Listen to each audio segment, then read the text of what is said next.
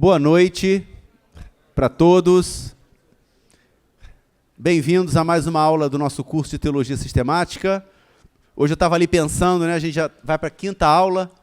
Como é bom, a gente vai observando o nosso avanço. E no início do curso a gente pensa, nossa, tem 12 aulas, tem 13 aulas. E daqui a pouco, quando a gente vê, a gente está encerrando a eclesiologia, entrando em escatologia, daqui a pouco está terminando o curso. Esse curso está previsto para terminar na primeira semana de julho, a princípio. Obrigado, Tatiana.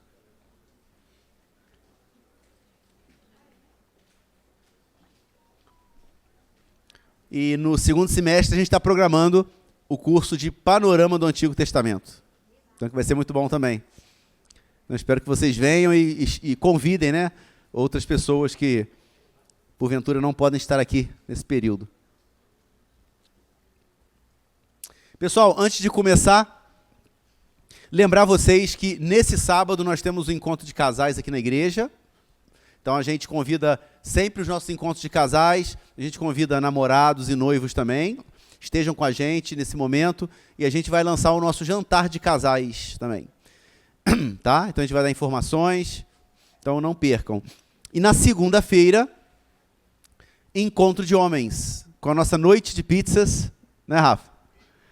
E a gente vai ter o nosso presbítero, Fabiano Gonçalves, falando sobre finanças, sobre uma abordagem bíblica. Então não percam, também esse encontro vai ser muito bom. E já adiantando, dia 28 de abril, nossa reunião de oração. Tá? Nosso encontro de oração, segundo encontro do ano. 28 de abril, terça-feira. Não vai estar? Pô, Cris, você viaja muito. Trabalho. Ah. Mas fica o convite, tá? Vocês poderem estar presentes. Bom, acho que é isso. Já aviso, se eu lembrar de alguma coisa eu falo depois. Vamos lá, gente.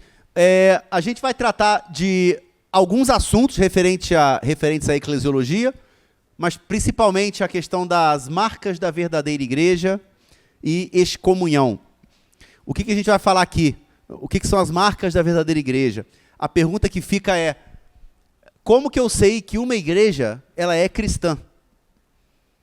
Quando vocês chegaram na plena, e essa deve ser a principal preocupação de vocês quando chegam a uma igreja e querem conhecer uma igreja, a pergunta que vocês têm que fazer é, como eu sei que essa igreja é cristã? Então a gente vai ver isso, são as marcas da verdadeira igreja. Tá?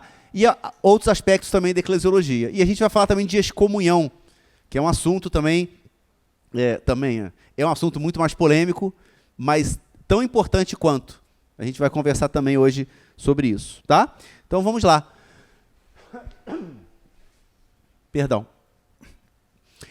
A igreja, todas as pessoas que pertencem ao Senhor, que foram compradas pelo sangue de Cristo. Então, se eu pudesse definir o que é igreja, a gente já conversou sobre isso em algumas aulas, mas eu poderia definir como todas as pessoas que pertencem ao Senhor, que se converteram ao Senhor Jesus Cristo. Isso é igreja. Vocês já devem ter ouvido falar isso, né? Igreja não é o edifício, igreja não é a instituição física, o CNPJ, a igreja somos nós somos igreja. E igreja tem outros nomes também que podem ser dados à igreja. Então, por exemplo, vocês já devem ter ouvido falar que a igreja é o corpo de Cristo. A gente vai entrar em mais detalhes daqui a pouco. A igreja também pode ser chamada de família de Deus. Deus é o Pai, nós somos os filhos por adoção. A igreja é o povo de Deus. A igreja são os eleitos, né? E aí vem a polêmica, né, da eleição. A gente já falou sobre isso, né? Inclusive foi semana passada ou retrasada? Retrasada, que a gente falou sobre calvinismo, né? Um dos pontos do calvinismo, que é a eleição. Se eu não me engano, ontem, na pregação, o Fabrini falou bem especificamente, né, sobre que Jesus Cristo morreu pelos eleitos. Não sei se vocês repararam. Né? E isso, gente, caracteriza muito bem um pastor calvinista numa igreja calvinista. Né? A gente não prega aqui sobre os pontos do calvinismo. Mas na fala de um pastor calvinista, você pega essas nuances, né? Então, por exemplo, Jesus Cristo morreu pelos eleitos. Isso é expiação limitada, que a gente já falou, né? Então, só um parênteses aqui na aula de hoje. A igreja é a noiva de Cristo. A Bíblia, principalmente Paulo, né, compara o nosso relacionamento com Jesus Cristo como um casamento. Um casamento. Jesus Cristo é o noivo e nós somos a sua noiva. E isso é muito interessante. A gente até fala em cerimônias de casamento. A gente usa passagens que falam sobre isso para mostrar como que o casamento é importante para Deus, porque ele usa o casamento para fazer uma analogia com a relação dele com a sua igreja, com Deus com a sua igreja. Então isso é bastante legal, interessante. A comunidade dos remidos. A igreja é a comunidade dos remidos.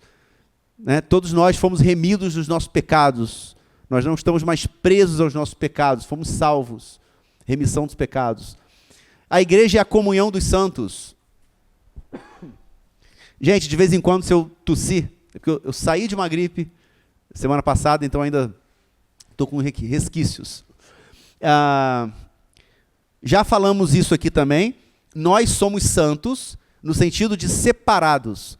O termo santo, ele tem dois sentidos na Bíblia. Quando você fala que Deus é santo, ele é totalmente separado de nós. Ele é o Criador, nós somos a criatura. Ele é totalmente bondoso e nós não. Então, ele é separado da sua criação. E santo também tem o significado de pureza, de totalmente puro. Então, Deus também é santo nesse aspecto. Nós, cristãos, somos santos no sentido de separados do mundo. Ok? Nós somos ovelhas agora que foram separadas para o rebanho de Jesus Cristo. Nesse sentido, nós somos santos. E seremos santos no outro sentido, quando a gente morrer na glória, nós estaremos livres do nosso pecado e seremos também santos nesse sentido. Então, nós somos uma comunhão de santos. Novo Israel, a igreja é o novo Israel, então também tem essa terminologia usada. É tarefa e privilégio de cada cristão viver unido à igreja de Cristo. Não devemos negligenciar a Assembleia dos Santos. A gente já conversou aqui sobre isso, a importância de estar em uma igreja, a importância da comunhão. Vocês já devem ter ouvido falar que os seres humanos, eles não foram feitos para andar sozinhos, para não ter relacionamentos. Tanto que um ser humano que não tem relacionamento, ele vai ter consequências psicológicas aí, consequências emocionais. Então, nós fomos feitos para viver em sociedade. Que dirá a igreja de Cristo? Jesus espera que nós vivamos em comunhão, um ajudando o outro. Então, não podemos negligenciar isso. Devemos viver sob a liderança e a disciplina da igreja. E a gente vai conversar sobre isso aqui. Coisa que, na sociedade atual, é muito difícil de muitas pessoas aceitarem, né, gente? Quem é o pastor para me chamar e falar que eu estou errado? Quem é o líder? Quem é o líder do louvor para me chamar e dizer que... Quem é o facilitador do PG para me chamar e falar que eu estou errado? Não é assim? Então, nós temos uma grande dificuldade aí. Mas é importante que a gente viva sob a liderança e disciplina da igreja. Porque, gente, se vocês estão numa igreja, eu acredito que vocês confiam na autoridade da liderança dessa igreja. A começar pelo pastor Fabrini. Então, se você está nessa igreja e está criticando o pastor Fabrini faz assim, está errado. O pastor Cristiano só faz coisa, só fala besteira lá na frente. A pergunta que fica é, o que você está fazendo nessa igreja? Porque essa igreja, o rumo que essa igreja vai tomar, vai sair da mente do pastor Fabrini. E a gente tem que crer que o pastor Fabrini está submisso à vontade do Espírito Santo. Não é que ele é perfeito, mas nós temos que crer nisso, porque senão não tem sentido nenhum ser da Plena. Certo, gente? Eu, como pastor da Plena, a mesma coisa. Eu estou submisso à autoridade do pastor Fabrini, então eu tenho que crer que ele, tudo que ele faz, ele está inspirado pelo Espírito Santo. devemos estar ativamente envolvidos como testemunhos da missão da igreja. O serviço aqui na igreja e também fora da igreja, o testemunho que eu dou fora da igreja é de minha responsabilidade também. Eu preciso dar bom testemunho lá fora. Porque as pessoas vão falar, aquele ali é da igreja plena. E pior, aquele ali fala que é cristão. E está fazendo tudo isso aí. Está roubando, está difamando, está caluniando. Então devemos estar envolvidos no serviço, dando testemunho da igreja lá fora também. Então eu gostaria de fazer um excurso aqui sobre esse tema, né? Somos o corpo de Cristo. Paulo fala muito isso, né? Depois a gente vai ler uma passagem em 1 Coríntios, que nós somos o corpo de Cristo. E essa analogia é muito interessante, principalmente quando a gente é da área da saúde. Quem é da área da saúde aqui? Né? Nós temos vários aqui da área da saúde, e a gente estuda anatomia, fisiologia, etc. E uma coisa que a gente observa é o quê? A interdependência de todas as partes do corpo. Existem aquelas partes que a gente fala que são mais importantes, mais complexas, mais superiores a nível de organização, mas uma não vive sem a outra. Então, por exemplo, nós sabemos que o cérebro, com o sistema nervoso, controla a função de outros órgãos, de outras vísceras, de várias funções do meu corpo. Então, a gente fala o cérebro e o sistema nervoso é o que manda. Ok. Mas, se o estômago não estiver bem, não adianta o seu cérebro falar, estômago, faz a digestão. Ele não vai fazer a digestão bem. E se ele não faz a digestão bem, os nutrientes que devem ir para o sangue não vão da forma adequada. E o seu cérebro não vai conseguir se alimentar de forma adequada, entre aspas, né, gente? Então, o cérebro manda, mas se o estômago estiver mal, se o intestino estiver mal, se você tiver uma fratura no seu osso, você não consegue andar, isso vai te deixar mais acamado, isso vai te trazer problema, etc, etc. Então, cada parte do nosso corpo, ela é essencial. Cada uma tem sua função. Cada órgão tem sua função. Mas todos são essenciais para manter a vida acontecendo. Para manter o equilíbrio do nosso corpo acontecendo. Então, é assim na igreja. E aí uma coisa interessante é que muitos de nós, às vezes, pensamos, poxa, mas o que eu faço na igreja é tão simples. Às vezes eu sirvo ali vamos dizer, no bistrô. Ninguém me olha no bistrô. Eu estou ali só ajudando a colocar preço naquelas coisas. Mas para Deus é muito. Lembra, você está trabalhando no corpo de Cristo. Você faz parte do corpo de Cristo. O que você faz influencia tudo. Nós temos o pastor, que é a liderança. Mas quem é o pastor se não tiver os conectores, se não tiver o grupo de louvor, se não tiver a pessoa que bota o preço lá nos quitutes do bistrô, se não tiver a administração, se não tiver a mulher da limpeza, vocês vão estar aqui no culto com o cheiro de banheiro subindo aqui em cima. Estão reparando? Então, todos nós temos uma função. Algumas funções de maior complexidade, é verdade, e outras de menor complexidade, assim como o corpo humano. Mas todas têm que funcionar harmoniosamente para que o corpo funcione. Assim é a nossa igreja. E no ano passado a gente falou sobre dons do Espírito, que Deus dá os dons do Espírito da forma como Ele quer, para edificar a sua igreja. Então, às vezes, você pensa assim, poxa, mas eu tenho só o dom de cantar, né, Leandro? Vamos colocar lá. Eu só sei cantar, mas eu não sei pregar, eu não sei ensinar, eu não sei limpar. Deus te deu o dom do canto para te usar para edificar a igreja. E amém por isso. Agora, se você tem 2 dons, use esses dons para edificar a igreja. Se você tem 3, usa 3. Se o seu irmão tem 3 dons, não fica com inveja dele. O Espírito Santo assim desejou, por algum motivo, dar 3 dons para ele poder edificar a igreja. Então, a gente tem que pensar dessa forma. Tudo em prol do corpo de Cristo. Se um de nós estivermos doente, afeta toda a igreja. Ok? Essa é a analogia que Paulo faz. Nós somos corpo de Cristo. E quem é a cabeça? Jesus. Jesus Cristo. Isso. Então, tem algumas passagens aqui, eu não vou ler com vocês todas. Depois dei uma lida ali em Mateus 13, tem várias parábolas de Jesus explicando sobre o reino de Deus, e aí tem a ver com a nossa igreja também. E eu quero ler com vocês primeira carta aos Coríntios. Quem quiser abrir, fica à vontade, mas se não, vocês vão me acompanhar aqui. 1 Coríntios 12.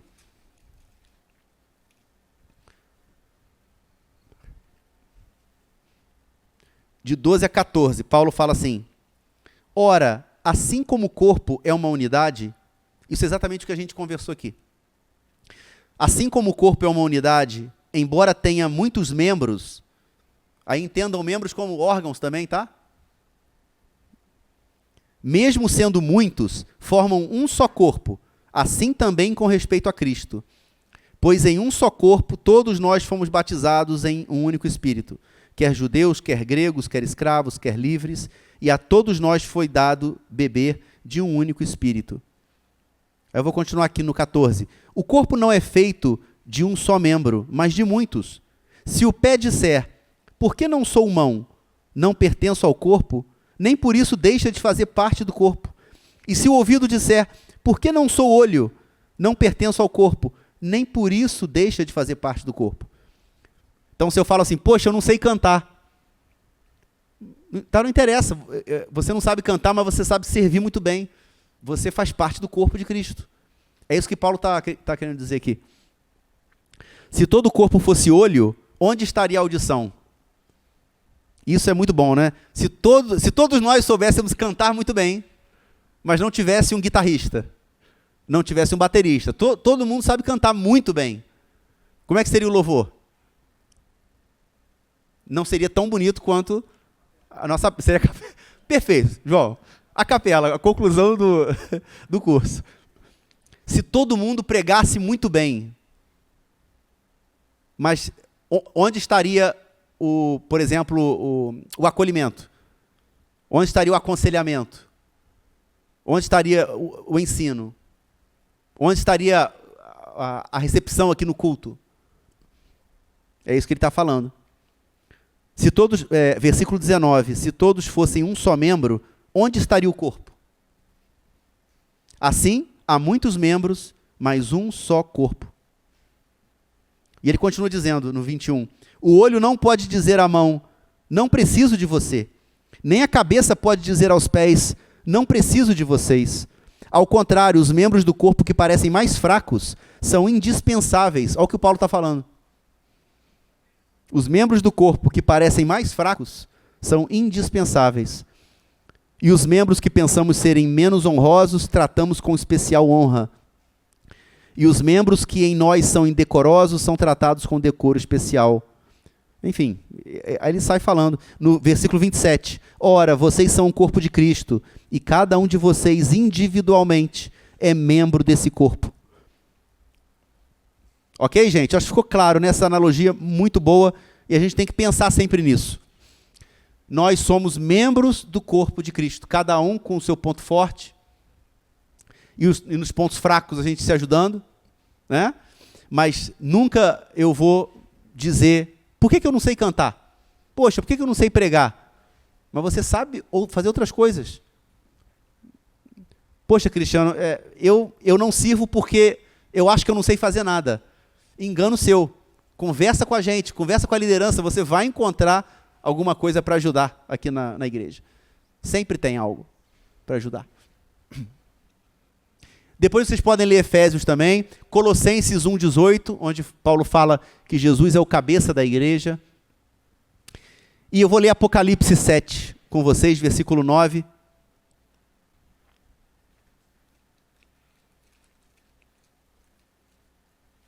Apocalipse 7. Não sei vocês, mas eu prefiro ainda manipular o livro físico, né? E até para buscar versículos e capítulos, eu não sei se é com vocês, acontece também, mas às vezes o celular é tão lerdo, você tem que colocar Apocalipse, aí espera, capítulo 7. Aí espera, aí abre. Versículo. Daqui, você vai folhando aqui, às vezes você chega mais rápido. Apocalipse 7, 9 e 10. João, né, a visão de João. Depois disso olhei, e diante de mim estava uma grande multidão que ninguém podia contar, de todas as nações, tribos, povos e línguas, em pé diante do trono e do Cordeiro, com vestes brancas e segurando palmas. E clamavam em alta voz: a salvação pertence ao nosso Deus, que se assenta no trono, e ao Cordeiro. João está visualizando aqui a igreja de Cristo, a igreja completa, né, de todas as eras, todos os cristãos redimidos. Ele fala que nem conseguia contar quantas pessoas. Uma visão interessante de Apocalipse. Bom, tudo bem, gente? Por enquanto, alguma dúvida? Algum comentário? Não? Então vamos lá. Marques, ele divide a igreja em 3 dimensões ou 3 aspectos. Quais são os aspectos ou dimensões da igreja? Nós temos a dimensão geral, a dimensão especial e a dimensão ou aspecto institucional. O que é isso? É simples. Dimensão geral é o seguinte: a igreja é entendida como a totalidade do povo de Deus e tudo o que realizam. Esta dimensão está em oposição ao mundo. Então, imaginem todo o povo de Deus na terra e tudo que esse povo realiza na terra. Isso é chamado de dimensão geral da igreja, o aspecto geral da igreja. O que é a dimensão especial? A igreja se reúne para prestar adoração a Deus. Esta dimensão está em contraste a todas as atividades culturais.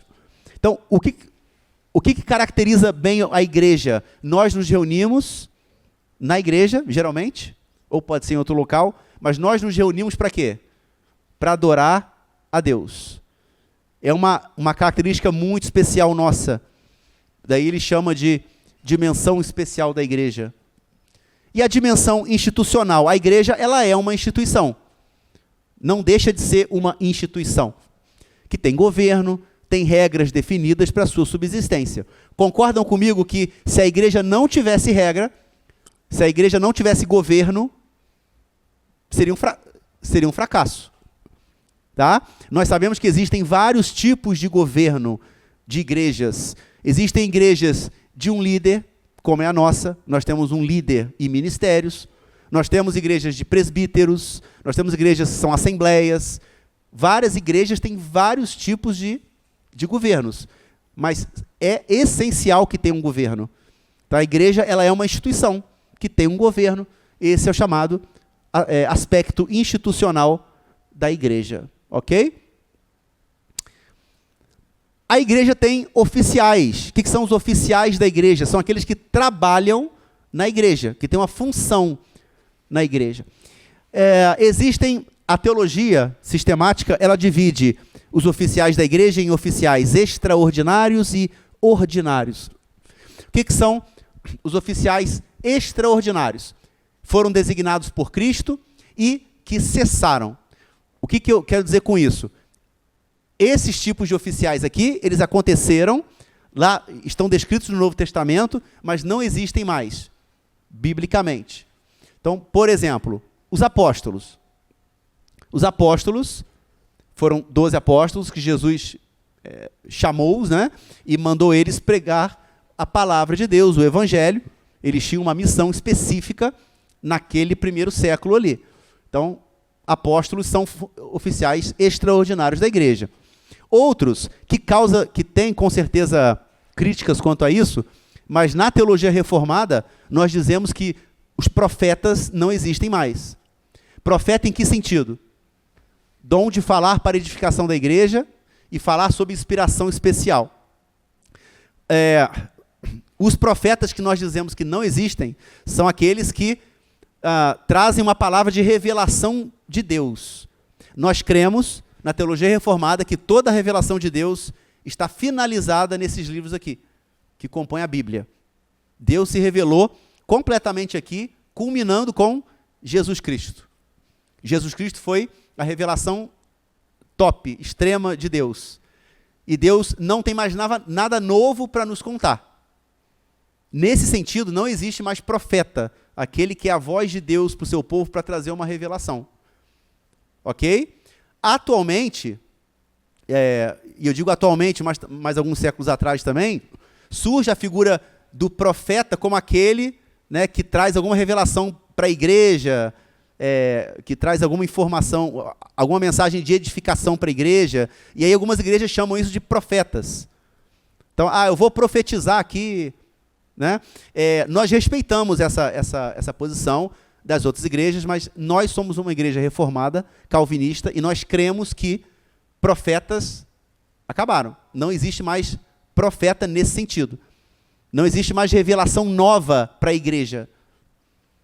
Tá? Então, essa é uma crítica que nós fazemos, mas nós respeitamos, óbvio, os nossos irmãos de outras igrejas. E também existiam, lá, como descrito em Atos, né, e em cartas de Paulo, evangelistas. Então, por exemplo, Filipe, aqui Filipe, no caso, Filipe evangelista, tá? Não Filipe apóstolo. Filipe, Marcos, Timóteo, Tito, né, que foram parceiros de Paulo, foram evangelistas. Tá? Então, esses ofícios aqui são extraordinários, designados por Cristo e que cessaram. Agora, existem oficiais da igreja ordinários, ou também chamados de anciãos. Às vezes, ancião dá ideia de velho, né? Há pessoas velhas. Mas não, um ancião é uma pessoa de sabedoria, de conhecimento, que trabalha, que tem uma função dentro da igreja. E, biblicamente falando, os oficiais comuns na igreja são os presbíteros, que a gente poderia traduzir como os pastores de uma igreja. Um pastor, o termo pastor, para quem não sabe, né, não existe a função de pastor na Bíblia. A Bíblia não traz a função do pastor, traz presbítero, com esse termo, presbítero. Os presbíteros são responsáveis pela superintendência do rebanho. Sob eles pesa a responsabilidade de abastecer, governar, proteger o rebanho, como está descrito lá em Atos 11:30. Então, um presbítero é mais ou menos o que a gente entende como um pastor de uma igreja. Além de presbíteros, nós temos mestres. Mestres são responsáveis pelo ensino bíblico sistemático, tá? Que pode ser um pastor. Eu, por exemplo, agora eu estou exercendo esse papel com vocês, né, de mestre. É uma aula, estou ensinando para vocês conhecimento sistemático. Tá? E os famosos diáconos. Diáconos, em grego, quer dizer servo, quer dizer garçom. Tá? Então, os diáconos no cristianismo primitivo eram aquelas pessoas que serviam à mesa, que garantiam que os cristãos tinham alimento, né, estavam precisando de alguma coisa, iam atender os cristãos. Então, por exemplo, na nossa igreja, muita gente chega aqui e pergunta, né, mas não tem diácono? Não tem corpo de diáconos aqui? Não com esse nome. Mas aqui tem o quê? Líderes de ministérios. Os nossos chamados líderes aqui na Plena são, fazendo uma relação bíblica, né, seriam os diáconos. Nós não temos diáconos nomeados aqui, mas nós temos os líderes de ministério. Cada ministério nosso tem um diácono.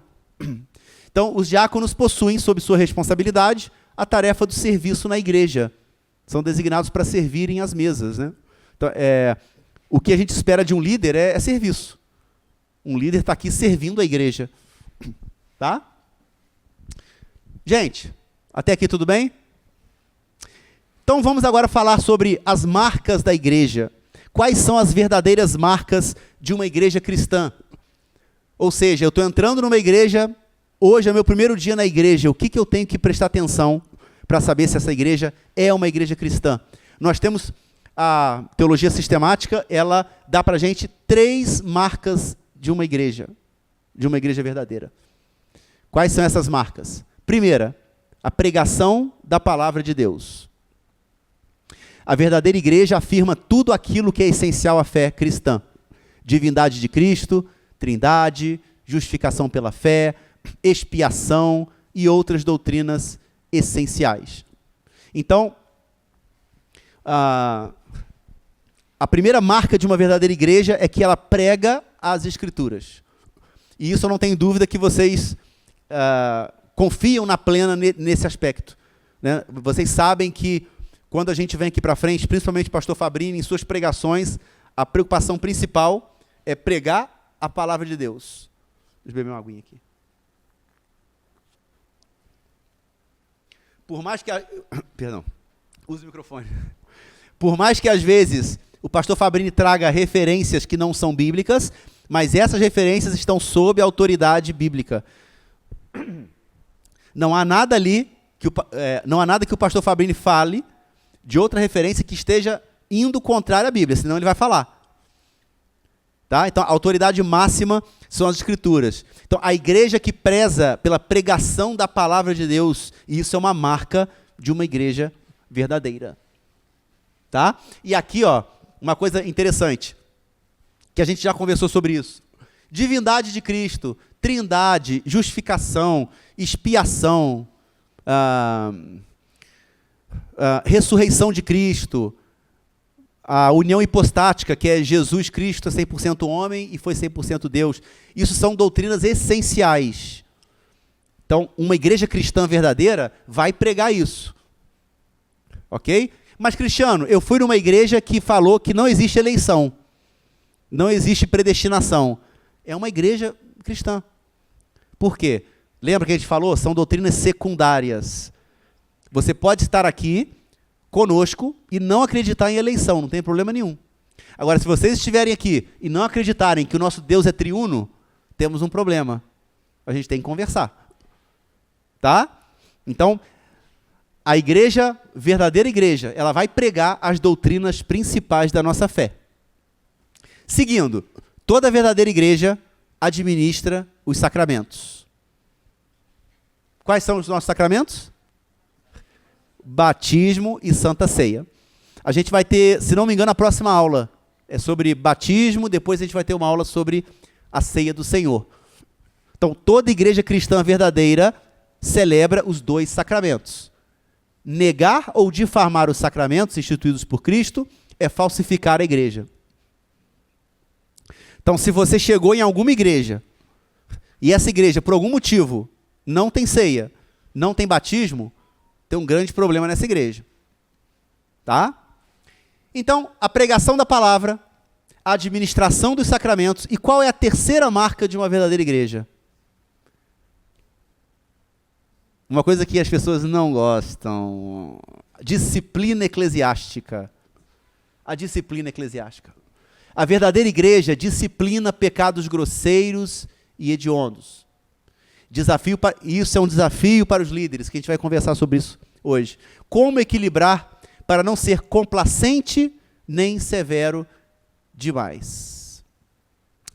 Cristãos devem se separar da falsa comunhão e da apostasia, que é o abandono deliberado e voluntário da fé cristã, caracterizado pela rejeição ou negação de Cristo e de seus ensinamentos. Gente, toda igreja verdadeira cristã disciplina. Tá? E o que acontece? E isso, com certeza, é um aspecto positivo que vocês gostam na igreja plena. Quando a igreja plena disciplina, e aí quando eu vou falar diretamente dos pastores, né? Geralmente, quem faz essa disciplina são os pastores. Então, ou eu ou o pastor Fabrini. Quando a gente chama alguém para disciplinar, é só, em um primeiro momento, é só o pastor e a pessoa. E geralmente a gente resolve a questão nesse primeiro momento. Então ninguém fica sabendo. Então pode parecer que a igreja plena não tem disciplina, né? Pode parecer que aqui, porque os pastores não ficam no pé de ninguém. O pastor Fabrini até brinca que às vezes fala, no meu Instagram eu não sigo ninguém. Ele já falou aqui no púlpito, né? Para eu não ficar vendo o que o Renato está fazendo, o que a Gênova está fazendo, o que a Cristiane está fazendo. Ninguém vai fazer isso aqui. Mas se for necessário, a gente vai chamar para conversar. Daqui a pouco a gente entra em mais detalhes sobre isso. Tá? Então, toda igreja verdadeira disciplina. Uma igreja que não disciplina, gente, tomem cuidado. Tomem muito cuidado. Porque essa igreja não está preocupada com a saúde espiritual dos seus membros. Tá? A gente vai falar sobre isso. Esse é o Sproul, né, que a gente usa como referência aqui do nosso curso. O Sproul diz o seguinte: toda igreja verdadeira exibe as genuínas marcas de uma igreja, em maior ou menor grau. A reforma da igreja é uma tarefa interminável. O que o Sproul está querendo dizer com isso? Nenhuma igreja você vai ver as 3 marcas sendo feitas de forma perfeita. Então, nossa, essa igreja prega a palavra de Deus muito bem, realiza os sacramentos muito bem, disciplina muito bem. Todas as igrejas vão ter graus diferentes de perfeição, digamos assim, nessas marcas. Porque toda igreja está em construção, né, gente? Todos nós somos seres humanos. Os pastores são seres humanos, os líderes são seres humanos, as ovelhas são seres humanos. Então, é de se esperar que nós não sejamos perfeitos. Mas o que marca a igreja é a reforma. Nós estamos constantemente crescendo, nos transformando em pessoas mais semelhantes a Cristo. Então, é aquela coisa, né, do tipo, eu vi uma coisa que eu não gostei aqui, vou embora. Aí vai em outra igreja, eu não gostei daquele pastor, vai embora, vai para outra. Você nunca vai encontrar uma igreja perfeita, porque a igreja é composta de seres humanos. O único perfeito é o cabeça. O resto, vocês vão encontrar problema. Então, o que marca a verdadeira igreja é a igreja que está se esforçando em ter pregação da palavra, sacramentos e disciplina eclesiástica. As 3 marcas da verdadeira igreja. Aqui também algumas leituras para vocês fazerem. Mateus, Romanos, uma metáfora da oliveira para explicar a relação entre judeus e gentios. Em 1 Coríntios, Paulo exortando a união. Em Efésios, Cristo é o cabeça da igreja. E a famosa frase lá em 1 Pedro, nós somos geração eleita, sacerdócio real, nação santa e propriedade exclusiva de Deus. Então são passagens aí para ilustrar o que a gente vem conversando, tá bom? Então fica aí para a leitura de vocês. Em eclesiologia, a gente também fala sobre os meios da graça. O que são os meios da graça para a teologia sistemática? São quaisquer atividades na comunhão da igreja que Deus usa para distribuir mais graça aos cristãos. Então vejam, quando nós somos salvos, quando nós nos convertemos, a gente já conversou aqui, a nossa conversão é graça de Deus, é dom de Deus, vem de graça para a gente. A nossa conversão não depende da gente, não depende do quão bom o cristiano é pregando, não importa o quão bom é o Rafael Belo, quanta caridade ele faz, não importa o quanto que você doou para a obra de expansão da Igreja Plena, não importa, a nossa salvação é graça de Deus. E por isso nós temos motivos de sobra para sermos gratos. Além dessa graça, Deus nos dá mais graça ainda, através de meios da graça.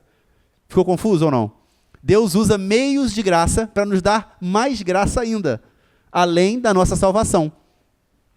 Alguns teólogos listam apenas 3 meios da graça. Eles dizem o seguinte, Deus usa a pregação da palavra, Deus usa o batismo e Deus usa a ceia. São 3 meios principais de graça que Deus constantemente está nos distribuindo, está nos doando. Ok? Outros teólogos, como por exemplo Gruden, vai falar de outros meios da graça, além desses. Então Gruden fala, além do ensino da palavra, do batismo e da ceia do Senhor, também são meios da graça. A oração uns pelos outros, a adoração, a disciplina da igreja, a oferta, os dons espirituais, a comunhão, a evangelização, o ministério individual de cada um. Então, tudo isso aqui trabalha, acho que foi.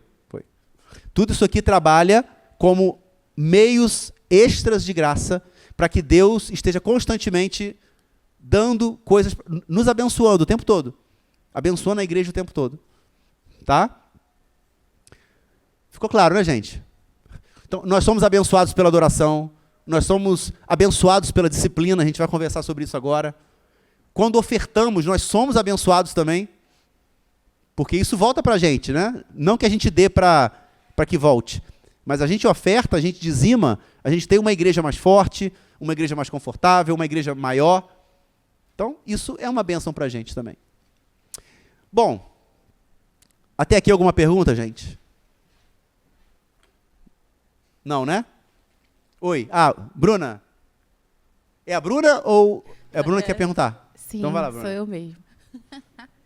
Então, é porque eu não sei se eu vou conseguir colocar a pergunta, mas é que assim, eu entendi que é por meio da graça que eu sou salvo. Então, eu respondi ao chamado da graça de Deus. Mas, na semana, estava tendo uma conversa que Deus vai cobrar a gente...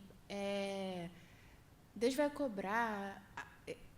Assim, Deus vai cobrar o nosso modo de viver... E aí, eu pensei, não, cada um, Deus vai cobrar no sentido de evangelização. E aí eu disse que cada um tem um dom. Então, de repente, eu não tenho o dom da palavra para falar para a pessoa, Jesus é seu Salvador e tudo mais, mas através das minhas ações, do meu modo de ser, a pessoa vai se interessar e vai ver em algum momento que eu sou cristã e aquilo vai chamar a atenção dela. Então, ela vai, de alguma forma, Deus vai tocar nela. E aí, essa pessoa disse que não, que Deus vai me cobrar, sim, sobre isso, porque Deus vai primeiro, no juízo, quando Jesus voltar, ele primeiro vai fazer... Como que fala mesmo, pastor? Que ele vai cobrar a gente do juízo, que ele vai primeiro fazer juízo a nós, depois para as pessoas que não são cristãos, né? Aí eu queria perguntar isso, se somos salvos, mas se Deus, quando a gente for para o céu, se a gente vai ter algum tipo de, não sei, punição por não ter dado conta de alguma coisa que a gente deixou, que a gente olhou e não fez, sabe? Naquele sentido de, sua mão está fazendo uma coisa, não mostre para outra. Então, eu queria saber mais ou menos isso, se quando Jesus vier e ele cobrar a gente, se o senhor consegue me responder que tipo de cobrança é essa, e se essa cobrança vai trazer algum resultado negativo no céu para mim, por exemplo, entendeu? Tá.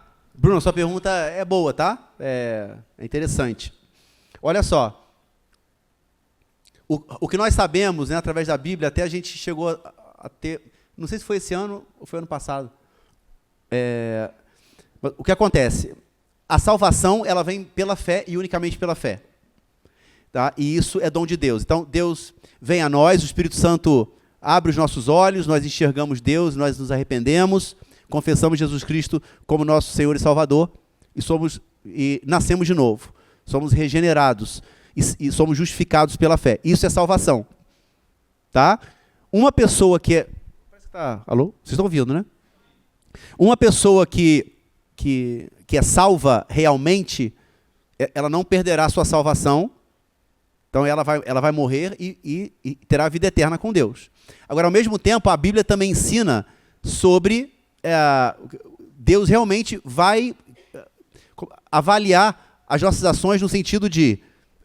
inclusive, na palavra diz, né, Jesus fala que a gente vai ter que prestar conta de cada palavra que a gente disser. Né? Então, isso, óbvio, envolve ação também. Né? Se ele falou em palavra, também ação. Então, o que vai acontecer é o seguinte, todos nós estaremos felizes e alegres por estarem salvos. Agora, alguns terão recompensas maiores do que outros. Tá? Então, é aquela coisa, né? Se não me engano, também numa pregação, eu estou lembrando, o Fabrini falou sobre isso, ou foi na aula aqui. Ele falou assim, se eu chegar no céu, tiver 1 metro quadrado, mas no céu, eu estarei muito feliz. E aí, se eu olhar para o lado e ver um irmão que tem 2 metros quadrados, como eu não tenho pecado, então eu não vou sentir inveja. Eu estou feliz por estar no céu com Jesus Cristo. Então, lá em cima, provavelmente vai ter diferenças, né, no sentido que são os galardões, tá? Que são recompensas. Mas lá no céu, você não vai ter inveja, não vai sentir inveja. Você vai estar diante do Deus Todo-Poderoso. Entendeu? Então, é isso. E o que acontece? Nós aqui, toda pessoa salva realmente se esforça para melhorar durante a vida, que é o que a gente chama de santificação. Né? Então, todos nós alguns vão se santificar mais rápido, outros lentamente, mas nenhum de nós vamos ser perfeitos nessa vida. Tá? Então, é de se esperar, mesmo com os cristãos, que nós pequemos. O que não é de se esperar é um cristão que peca e não se arrepende. Ou peca, acha que aquilo não é pecado. Aí tem coisa errada.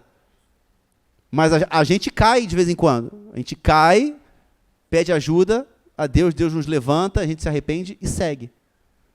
Eu não sei se eu respondi a sua pergunta. Respondeu, porque... Mas não vai ter punição, entendeu? Não vai ter punição. Quem é salvo não vai ter punição. Entendi. Entendeu? Sim, eu fiquei meio reflexiva, né? Eu falei, meu Deus, o que vai acontecer então nesse sentido, né? Que assim... Não, se nós... Estou aprendendo de uma forma... A nossa esperança é justamente a gente morrer e descansar em Deus, né? Imagina a gente... Mas enfim. Mas vamos lá, gente. Agora a gente entra, então, num tema específico, que é a excomunhão. Então, aqui está uma pintura aí, não lembro de qual século, mas na época já da Reforma, que traz essa imagem da excomunhão. A palavra excomunhão vem de ex, que é externo, né? E comunhão. Então, é você tirar a pessoa da comunhão. É excluir a pessoa da comunhão. Então, a gente chama isso de excomunhão. A excomunhão, aliás, ela existe desde a Igreja Católica. A Igreja Católica tem até regras bem específicas de excomunhão. Por exemplo, tem dois tipos, que eu esqueci o nome, que é em latim, mas na Igreja Católica tem pecados que automaticamente te excomungam e pecados que você pode... né, pedindo perdão, né, e passando penitências, né, você evita, tá? Então, creio eu, por exemplo, matei alguém, né, então deve ser mas isso realmente eu não estudei, gente. Mas vamos lá. Excomunhão é uma medida disciplinar mais extrema da igreja, que impõe a exclusão do pecador da comunhão com os fiéis.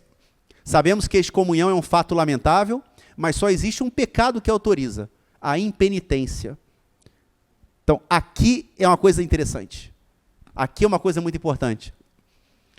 É óbvio que vocês vão concordar comigo, a excomunhão é uma coisa muito triste. Ninguém espera, deve ser, eu nunca passei por isso, como pastor, não sei, o Fabrício depois a gente pode perguntar para ele quando ele estiver aqui, se ele teve essa experiência. Mas deve ser muito ruim você ter que fazer isso. E o que justifica a excomunhão é só uma coisa, impenitência. O que é impenitência? Eu estou pecando e não me arrependo. Quem é o pastor para falar que eu estou pecando? Aí você vem, vou chamar Guimarães e Indira aqui, que são irmãos, vem cá, Guimarães e Indira, conversa com esse rapaz aqui. A gente conversa. Quem é você para dizer que eu estou pecando? Então, impenitência. O cara, a pessoa, né, está pecando e não se arrepende. E é bíblico, você conversa com a pessoa, você instrui a pessoa não é impenitente. A disciplina eclesiástica possui vários passos, e a excomunhão é o último. A excomunhão é o último passo para a gente tentar disciplinar um membro. Antes disso, tem várias coisas. E que coisas são essas, né? Então, a gente vai ler aqui Mateus 18, de 15 a 20. Vocês podem acompanhar quem quiser.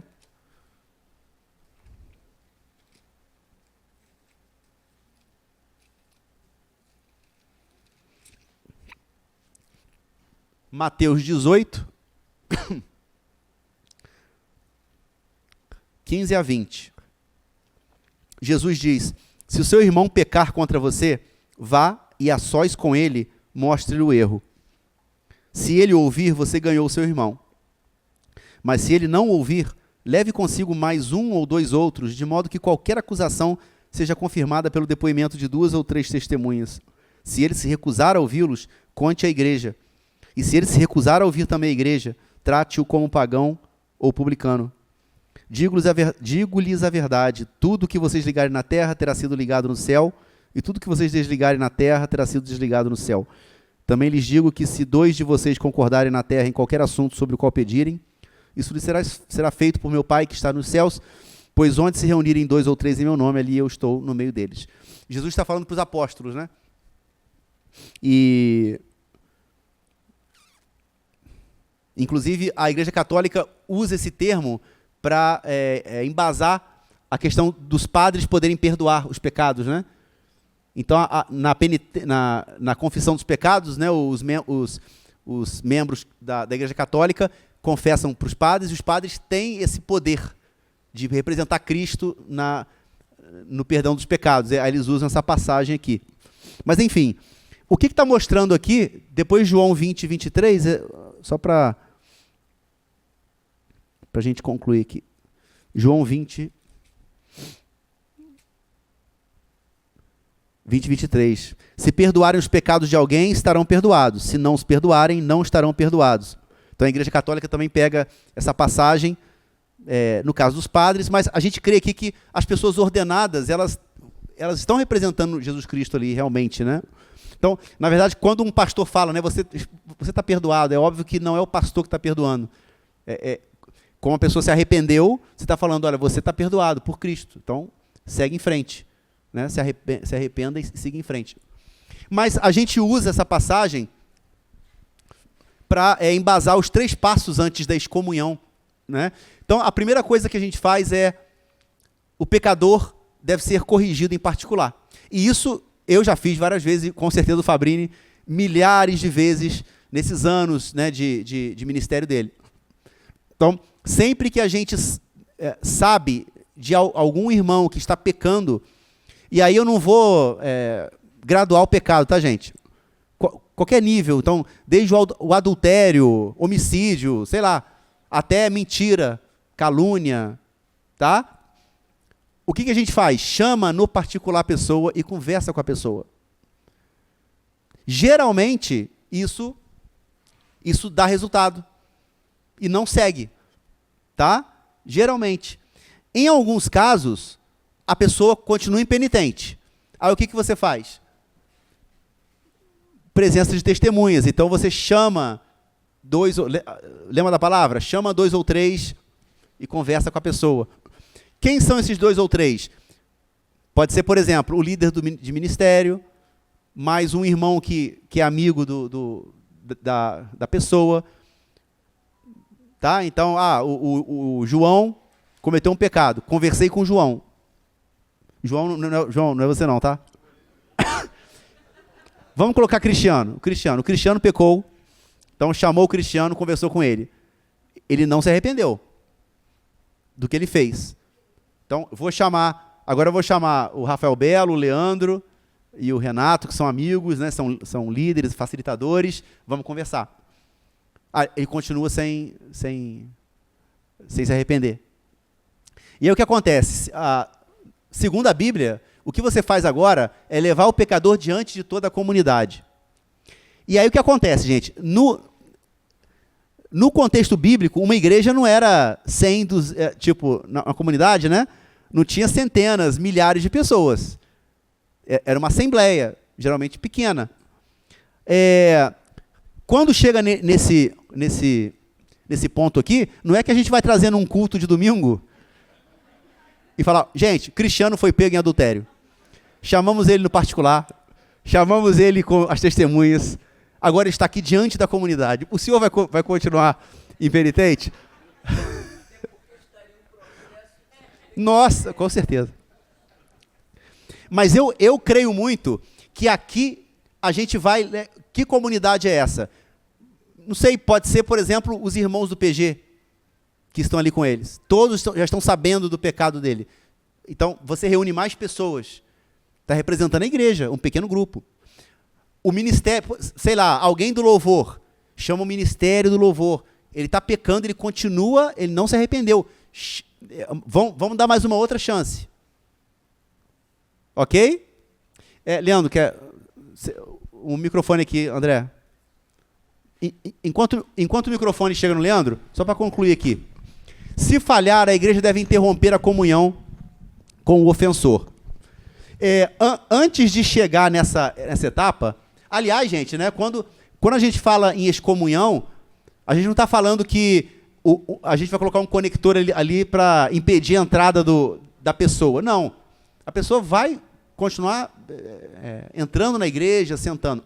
Agora, um pecador impenitente, o que a gente faz? Se ele está servindo, a gente tira ele.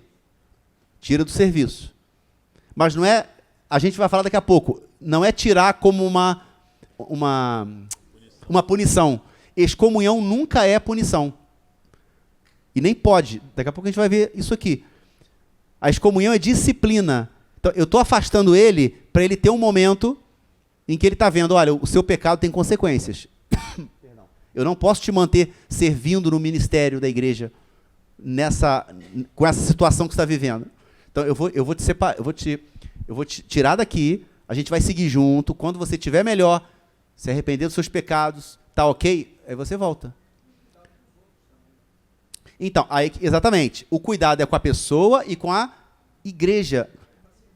Porque, gente, se tem uma pessoa que está cometendo adultério continuamente e não pede perdão, e ela está lá no ministério de louvor, vamos supor, o que os outros vão pensar? Poxa, essa igreja... Não é? Não é o que falam? Calma aí, essa igreja... Ué, ele está louvando lá, está cantando no louvor e em casa está batendo na esposa? Ou seja, problema para a igreja toda. Então, a disciplina eclesiástica é importante para a pessoa e para a igreja. Tá? Leandro, oi? O corpo sente, o corpo todo sente. Vai, Leandro. Não, eu ia comentar que eu acredito que para chegar nesse ponto da pessoa de ter que chamar um grupo maior, né, colocar diante da comunidade, é porque provavelmente esse pecado já se tornou até público, né? A pessoa é impenitente, ela continua, você chama mais Sim. um, chama mais dois, Sim. tenta resolver. E não, provavelmente isso já está afetando a comunidade inteira. Verdade. E por isso participá-la disso, desse processo de restauração da pessoa, se faz necessário. E como você falou, não é para punir, não é para crucificar ninguém, é para tentar trazer essa pessoa à consciência da gravidade do que ela está vivendo, da mentira que ela está vivendo. Que, na verdade, se ela quer viver igreja, que ela vive igreja de verdade, e não só nominalmente. Sim. Sim. Guimarães. Deixa eu ver o que tem aqui. Antes do Guimarães falar, essa imagem aqui que eu vou mostrar para vocês. Jamais a excomunhão pode ser aplicada com sentimento de retaliação. E isso é um problema principalmente para nós, pastores, né? Porque a gente não pode aplicar uma excomunhão pensando, viu? Você não se arrependeu, agora você vai ver. A excomunhão tem que ser pensando no irmão e na igreja. Não é com sentimento de retaliação. Fala, Guimarães. Aqui a gente tem um exemplo de excomunhão na Bíblia, né? E é muito pesado. Em 1 Coríntios 5, né? Vou resumir aqui. Paulo, ele diz que um membro da igreja que estava tendo relações sexuais com a sua madrasta. Isso já havia se tornado conhecido da própria igreja, e Paulo usa um termo aqui extremamente pesado. O tal seja entregue a Satanás para a destruição da carne, para que o espírito seja salvo no dia do Senhor Jesus. Então, eu entendo que aqui o seja entregue a Satanás, ele ser retirado do seio da igreja, né? Uhum. E na segunda carta aos Coríntios, esse mesmo elemento, ele se arrepende e ele volta ao convívio da igreja. Então, a gente tem um exemplo aqui. Funcionou. E inclusive, tem uma... É bem pesado aqui o texto. 1 Coríntios 5. Pessoal que tiver curiosidade, depois de ler aí o texto todo. Sim. Mas ele, inclusive, diz que os membros da igreja não devem nem sentar perto e nem comer junto com o indivíduo, né? Então, E isso iria contaminar toda a igreja. E por isso que ele é uma coisa tão pesada. Né? E é sério, gente. Por exemplo, uma situação dessa, né? Ou outra situação, a pessoa convivendo com todo mundo ali, todo mundo fazendo cara de paisagem, né? Isso. É normal, é normal. Daqui a anos, tá todo mundo fazendo a mesma coisa, porque normaliza, o pecado normaliza. A gente banaliza o pecado. Sim, sim. João, só complementa com o microfone ali, para ficar gravado.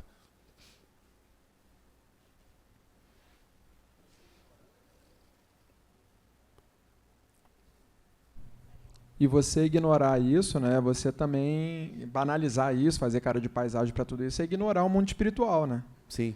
Que é o mundo espiritual agindo aí, o maligno agindo dentro da igreja, né? Então, é brecha, né? Para todo Sim. mundo, vai caindo um atrás do outro. Com certeza, João. Vamos seguir aqui. A confissão de fé de Westminster, inclusive, a gente comentou na aula passada sobre essa confissão, que é uma confissão de fé importante para o meio reformado calvinista. A excomunhão tem 5 propósitos. Primeiro, chamar e ganhar para Cristo os irmãos transgressores, impedir que outros pratiquem ofensas semelhantes,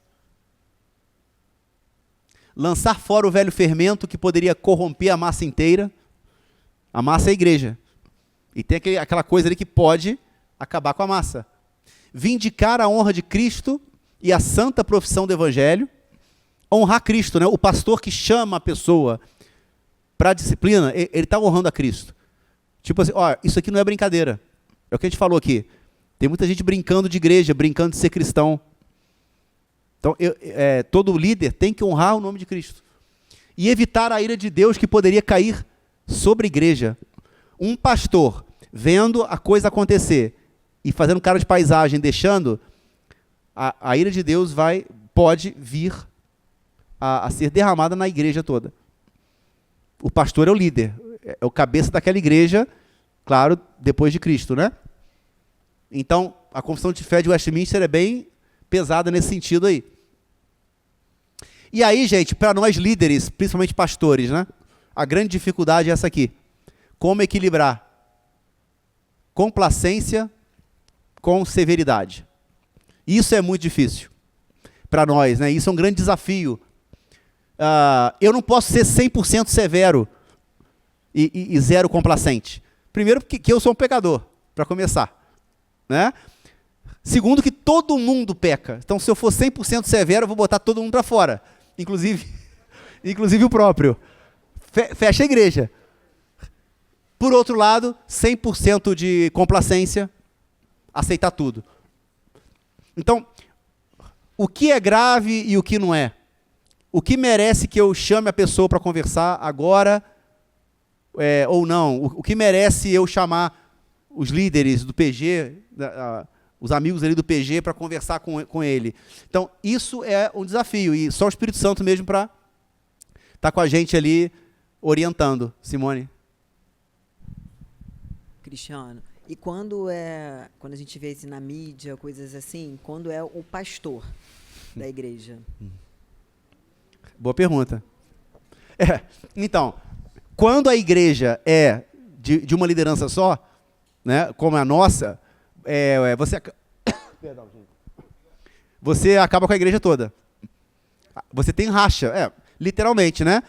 O que costuma acontecer é aqueles que gostam do pastor, mesmo com o que ele fez, aí segue ele para outra igreja, e grande parte dos irmãos acabam ou indo para outra igreja, ou se tiver um outro pastor ou um outro líder, acaba abrindo outra igreja, né? Porque quando você tem, por exemplo, na igreja presbiteriana, você tem o corpo de presbíteros, né? Me corrijam se eu estiver errado. E você tem um pastor. Se o pastor erra, o pastor excomunga o pastor. Né? E aí tem um outro pastor que vai assumir. Disciplina, isso aí. Mas quando é de uma pessoa só, aí racha tudo. Porque acima dele, só Cristo. Se ele não se arrepende, então quebra tudo, né? Oi, Cristiano. Fala. Você já ouviu falar se, por exemplo, alguma igreja que tem alguma doutrina que não seja necessariamente um sacramento, por exemplo, e essa pessoa não concorda com essa doutrina, mas ela está ali na igreja e aconteceu uma excomunhão, Excomunhão. né, dessa pessoa por conta dessas doutrinas que não necessariamente são sacramentos da igreja? Ou não? Eu não sei se eu entendi a sua pergunta, mas o que pode levar a uma excomunhão é uma pessoa que esteja pregando uma heresia dentro da igreja e insista nisso. Eu não sei se é isso. Então, por exemplo, se aparecer alguém aqui e falar, ó, ceia do Senhor, isso é uma besteira. Isso não é sacramento. Porque isso. Você chama a pessoa para conversar. O pastor vai chamar a pessoa para conversar. Ó, você está pregando isso. Não pode, porque... Né? Aí a pessoa continua pregando aquilo. Entendeu? Entendi. Isso sim. Então, se aparecer uma pessoa que a batismo é besteira. Perdão. Ou, por exemplo, o casamento é um sacramento, como na Igreja Católica é, mas na nossa não. Aí surge alguém falando aqui que o casamento é um sacramento.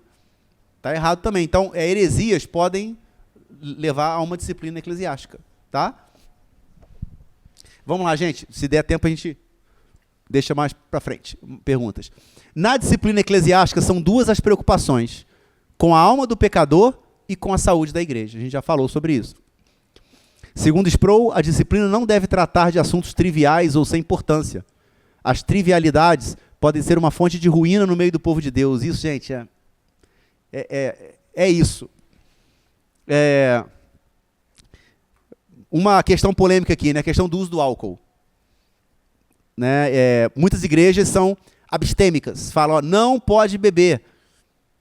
Né? Quem é dessa igreja não pode beber. A nossa igreja é não abstêmica. O que isso quer dizer? Beber não é pecado. Pecado é você abusar, isso fazer mal para a sua saúde, fazer mal, perturbar a sua vida social, sua vida em família. Isso é errado. Tá? Então, por exemplo, eu chamar alguém para o gabinete para falar, olha só, eu te vi ontem, ali na Nóbrega, tomando um copinho de cerveja. Vem cá, irmão, o que está acontecendo? Tá, gente? Isso é uma trivialidade. E aí, ó, gente, isso é fonte de ruína. Vocês vão concordar comigo.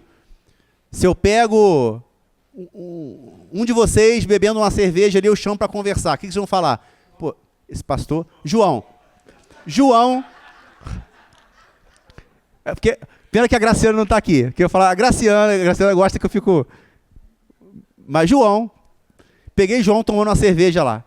Aí eu chamo o João, você não pode fazer isso. O que o João vai falar?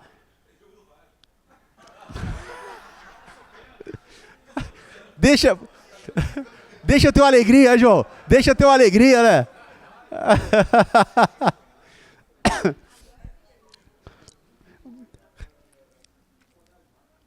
Mas o que começa a acontecer? João vai falar assim, poxa, mas me chamou para falar que eu estou bebendo? Qual é o problema nisso?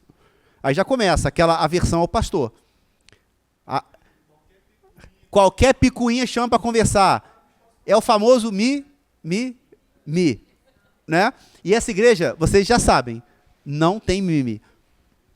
Porque cada um sabe onde quer chegar. Né? Todos somos adultos. Então, ninguém vai chamar vocês para conversar sobre trivialidade. Isso vocês podem ter certeza.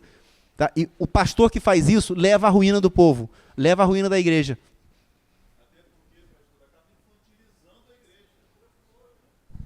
Microfone! Não, até porque acaba infantilizando a igreja. Sim. E aí o pastor que é uma igreja madura, ele vai estar retroalimentando essa infantilidade, essa meninice de qualquer coisa querer Perfeito. que o pastor defenda igual um pai com filho por qualquer besteira. Então, assim, né, então eu gosto muito da postura do Fabrini nesse aspecto, Sim. de nos tratar como adultos. Sim. Né? E realmente as questões sérias são tratadas de forma séria, mas Sim. questões menores, a gente também não vai ficar como fiscal, vigiando as pessoas, controlando tudo. Sim. Não é nosso papel. E uma coisa que acontece, infelizmente, quando a gente chama alguém para conversar, numa disciplina eclesiástica, né? A gente chama para conversar, muitas pessoas ficam chateadas e não entendem. Então, como pastor aqui, né, eu já falo para vocês, se um dia nós chamarmos vocês para conversarem, entendam isso como uma prova de amor e de carinho que nós temos com vocês e com a igreja. Né? A gente nunca vai chamar vocês para conversar, poxa, Renato, você está fazendo isso, poxa, Zé Maria, não faz isso. Não é porque a gente quer o mal de vocês de jeito nenhum. Nós nos preocupamos com vocês. Lembra, é uma marca da verdadeira igreja, a disciplina. Quando o pastor chama vocês, baseado na palavra, para disciplinar, ele ama vocês. Tá? Isso é prova de amor. Então, não entendam como, né, uma mimimi, retaliação, nada disso. A Bíblia nos chama para o exercício daquele amor que cobre uma multidão de pecados. Também leituras para vocês fazerem. E aqui tem algumas perguntas. De que forma se deve continuar a reformar a igreja? Como nós devemos constantemente lutar para reformar a igreja? A igreja precisa de reforma? Constantemente, concordam? Então, de que forma a gente batalha para reformar a igreja constantemente? Alguém gostaria de falar? Não? Reformar de melhorar constantemente, se transformar, para a gente, a cada dia, se assemelhar mais ao Cristo, ao cabeça da igreja, né? Ofertando? Fala. Rafael, vamos lá, Rafael. Me salva aí, Rafael. Tem que tomar muito cuidado com isso, porque alguns anos atrás, 2, 3 anos atrás, um pastor muito conhecido no cenário brasileiro falou que a gente deveria reformar as escrituras, porque as escrituras não eram suficientes para o tempo atual. E Bem colocado. ele foi, inclusive, excluído era um pastor muito conhecido. Sim. E ele foi excluído na época era da comunidade batista, né, como dos pastores. Justamente por conta disso, porque a Bíblia ela não precisa ser reformada. Não. Isso aí, O que somos precisa nós. ser reformado são as pessoas. E ele trouxe isso por conta que ele falava que a modernidade exige um novo tipo de doutrina. Perfeito. Temos que ter esse cuidado, com certeza. Uma outra pergunta, a igreja é chamada de organismo em vez de organização. Qual é a diferença?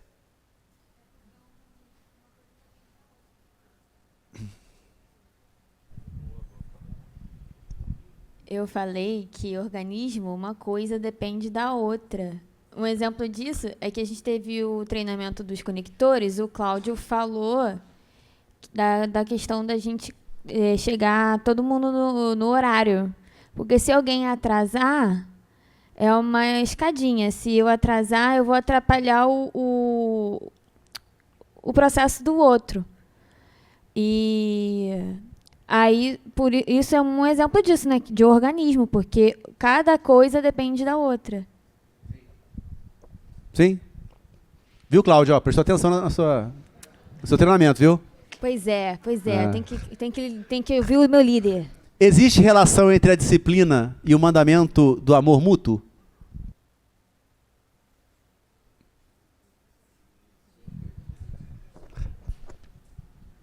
Rafael? Fala, Rafael. Eu queria citar só uma passagem aqui de Hebreus, capítulo 12, versículos 10 e 11. Nossos pais nos disciplinavam por curto período, segundo lhes parecia melhor. Mas Deus nos disciplina para o nosso bem, para que participemos da sua santidade. Nenhuma disciplina parece ser motivo de alegria no momento, mas sim de tristeza.